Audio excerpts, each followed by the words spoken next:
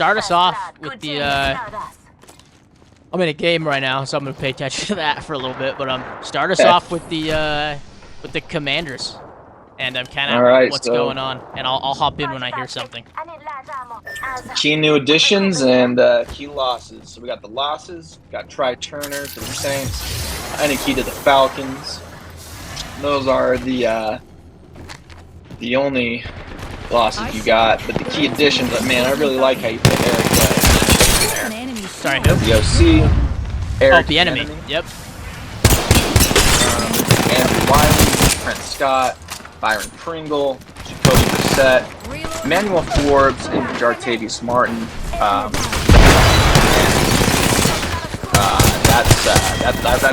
That's just tough. That's a tough way to start. In my opinion. Can you repeat what you said for me real quick? Sorry. Well, it's just a tough way to start. It doesn't seem like, from a team that wasn't very good last year, it didn't seem like they just lost Heineke and they lost Try Turner. Not huge, but I mean, not much. The biggest additions are Eric Bieniemy, in my opinion, and then Emmanuel Forbes. I'm a big Emmanuel Forbes fan. I think that guy can play. But gosh, I mean, Trent Scott, Andrew Wiley, Byron Pringle, like these aren't game changers. They're not going to change a team. Nope, certainly not. Wasn't good last year. Couldn't agree more. Yeah. And so that's, I mean, in terms of additions and losses, yeah, it's pretty bad for a team that was bad last year, and then that's just as bad. Yeah, dude. I mean, man, I'm not sure if this is a deal, but man, you got to wonder if all the Dan Snyder drama is affecting something.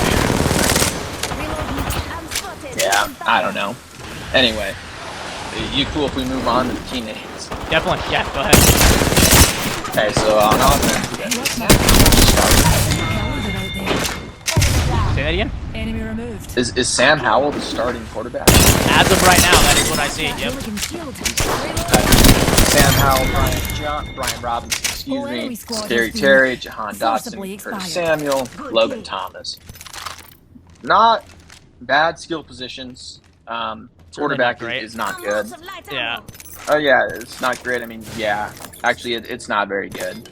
Actually, now that Logan Thomas, I think, is above average tight end. I'm a huge fan of Terry McLaurin. I'd love to see him play with a good quarterback. Yeah, I'm gonna add on to that as well. I think everybody who watched Scary Terry play loves him. I think it's hard to Sam Howell as a starting quarterback though. What is gonna happen? I mean, they have where key names, right? Yeah. So they have talent in the skill positions as far as Robinson, Terry, Dotson, Samuel, and Logan Thomas. I mean, a good quarterback. That's not a bad. That's not a bad like receiving core to play with and to pass the ball to. With their bad offensive line and their bad quarterback, I think that it's gonna make them not be good. Obviously, you know. Yeah, the big one is if Eric Bieniemy can draw I'll something go into up. that a little later too. Let's just move on to the defense. Defense is kind of front seven's pretty solid. Go ahead and name name some people. I mean, you got Chase Young, Deron Payne, Jonathan Allen, Montez Sweat, Cody Barton played against him in high school, Jamin Davis. Yeah, Cody Barton's an old Utah alum. Like, yeah, Brighton, baby. He was good. Yeah, all the Bartons, yep. Yeah, yeah. Front seven, strength of the team by far. I'm a huge Jonathan Allen and Deron Payne fan. I think Jace Young can get it done, personally. I think he's kind of I mean, coming out of Ohio State, he was more of a specimen, I guess, than a refined pass rusher. So I'm excited to see if he's made any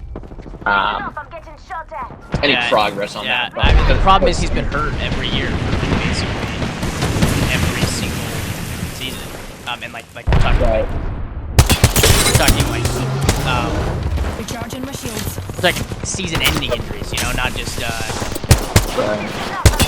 Right.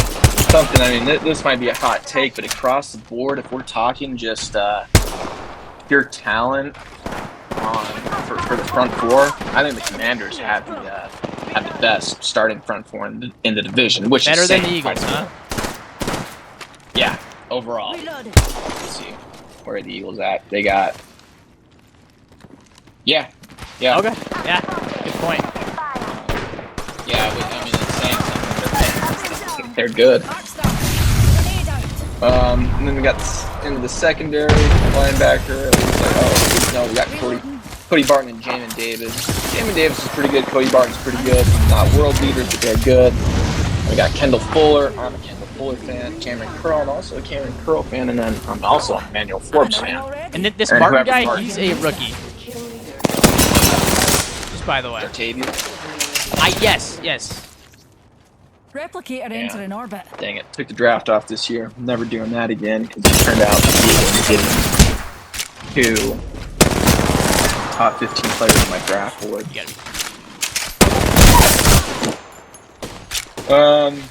But yeah, secondary, nothing to celebrate. No, but with that being said, the front seven is going to help them out, you know? Yeah. Yeah, we'll see how Emmanuel Forbes does. I think he's going to be good. But yeah, it's a tough sledding, I think, for the Commanders. Yeah, I agree.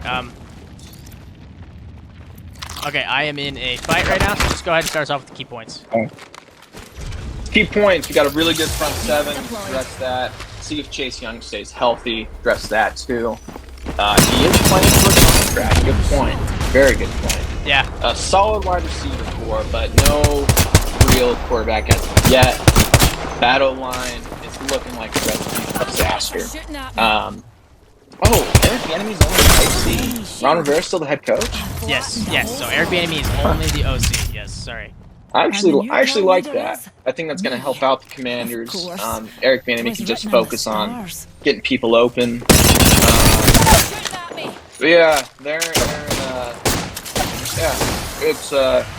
They're an intriguing team, but I think everyone knows how it's probably going to turn out.